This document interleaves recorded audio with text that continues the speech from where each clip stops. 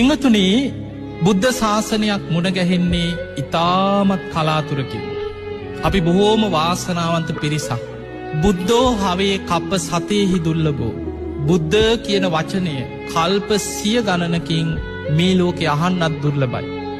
එවැනි දුර්ලභ බුද්ධ ශාසනයක් අපිට අහන්න ලැබුණා. අපිට මුණ ගැස්සුණා. ඒ බුදුරජාණන් වහන්සේගේ බණපද අපිට අහන්න ලැබුණා. ඒ නිසා පිංගතුනි මේ ලැබිච්ච දුර්ලභ මනුස්ස ජීවිතය තුළ අද මේ වෙනකොට කෝටි 700කට 800කට එහා විශාල ජනතාවක් ලෝක ජීවත්වෙනවා. ඒ ජනතාව අතර අපි බොහොම භාග්‍යවන්ත මහා පින්වන්ත පිරිසක්. අපි කාටත් නොයෙක් ප්‍රශ්න ගැටලු විපත් කරදර ජීවිතවල ඕන තරම් ඇති. හැබැයි මේ බුද්ධ ශාසනය මුණ ගැහිච්ච අපිට මේ ලෝකෙ කාටවත් නැති උතුම්ම භාග්‍ය උදාවෙච්ච පිරිසක්.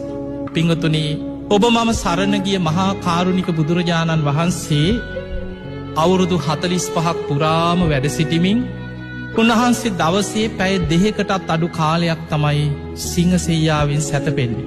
හිමිදිරි උදෑසන 12 කෝටි ලක්ෂ වාරයක් මහා කරුණා සමාපත්තියට සමවදිනවා. ගන්ධ කුටියේ ඉඳන් දසදහසක් ලෝක ධාතුවට බුදු ඇස විහිදවනවා. කාටද අද මම පිහිට වෙන්නේ? කවුද අද දවසේ මේ උතුම් ධර්මය අවබෝධ කරන පින්වන්තමය? යොදුන් ගණන් ඒ අය හොයාගෙන බුදුරජාණන් වහන්සේ වැඩම කරා. බුදුරජාණන් වහන්සේ සම්බුදු කෘත්‍ය අවසන් කරලා එදා මල්ල රජදරුවන්ගේ උපවර්තන ශාල වනෝද්‍යානයේ පිරිනිවන් පාන්න පිරිනිවන් මංචකේ වැඩ සිටිද්දී උන්වහන්සේ ලෝකෙ දිහා බැලුවා. අනාගතයේ බොහෝ පින් ඇති අය මේ ලෝකෙ පහළ වෙනවා. ඒ අයට බුදුරජාණන් වහන්සේව සියසින් දැකගන්න බැරි වෙනවා. නමුත් අනාගතයේ බුදුරජාණන් වහන්සේගේ නාමයෙන් ඒ උතුම් ධාතුන් වහන්සේලා හරි දැකගෙන වන්දනා කරලා චෛත්‍ය ඉදි කරලා අනාගතයේ බොහෝ පිරිස හිත පහදවාගෙන පින් රැස් කරගෙන සුගතිගාමී වෙනවා. ධර්මාවබෝධය කරා යන මගට පැමිණෙනවා. ඒ පිණිස පිරිනිවන් මංචකේ වැඩ සිටිය බුදුරජාණන් වහන්සේ අධිෂ්ඨානයක් කරා. මාගේ ශාරීරික ධාතුන් වහන්සේලා මේ ප්‍රමාණයන්ගෙන් විසිරේවා. අවුරුදු 5000ක් දෙව් මිනිසුන්ගේ වන්දනා ලබමින් ඒ උතුම් ධාතුන් වහන්සේලා මේ ලෝකෙ වැඩ සිටිත්වා කියලා අධිෂ්ඨානයක් කරා. එදා බුදුරජාණන් වහන්සේ පිරිනිවන් මංචකයේදී සක්‍ර දෙවියන්ට පවරනවා පතිත්තිස්සති දේවේන්ද්‍ර ලංකායම් මම ශාසනා. දේවේන්ද්‍රේ මගේ පිරිනිවන් පෑවෙන් පසුව සම්බුද්ධ ශාසනය මේ ලෝකෙ බොහෝ කාලයක් පවතින්නේ ලංකා භූමිය මුල් කරගෙන. ඒ නිසා ලංකා භූමියේ සම්බුද්ධ ශාසනය ආරක්ෂාව වෙනුවෙන් උපකාර කරන්න කියලා සක්‍ර දෙවියන්ට තමයි බුදුරජාණන් වහන්සේ පිරිනිවන් පාන්න පෙර පැවරුවේ. බුදුරජාණන් වහන්සේ පිරිනිවන් පාන සූදානම් වෙනකොට දසදහසක් ලෝක ධාතුල දෙවියන් අහසෙ පිරිලා මදාරාමල් ලිසිනවා. බොහෝ දෙවිවරු හඬා වැළපෙනවා. මේ ලෝකයට පහළවෙච්ච දහම් මැස ඉක්මනින් පිරිනිවන් පානවා. නිදුකානන් වහන්සේ ඉක්මනීම පිරිනිවන් පානවා කියලා දෙවියන් හඬා වැළපෙනවා. මහරහතන් වහන්සේලා අනිත්‍ය ස්වභාවය මෙනෙහි කරගත්තා. කෙලෙස් සහිත බොහෝ පිරිස හඬා වැළපෙද්දී බුදුරජාණන් වහන්සේ අවසාන වශයෙන්ුත් අපිව අමතලා උන්වහන්සේගේ ශ්‍රාවකයන් වන භික්ෂු භික්ෂුණී උපාසක උපාසිකාවන්ට දේශනා කරේ අප්‍රමාදී වෙන්න. හන්දදානි භික්කවේ ආමන්ත්‍යාමි මහණෙනි අවසාන වශයෙන් නුඹලා අමතනවා. වයදම්මා සංඛාරා මේ ලෝකේ සියලු සංස්කාර අනිත්‍යයි.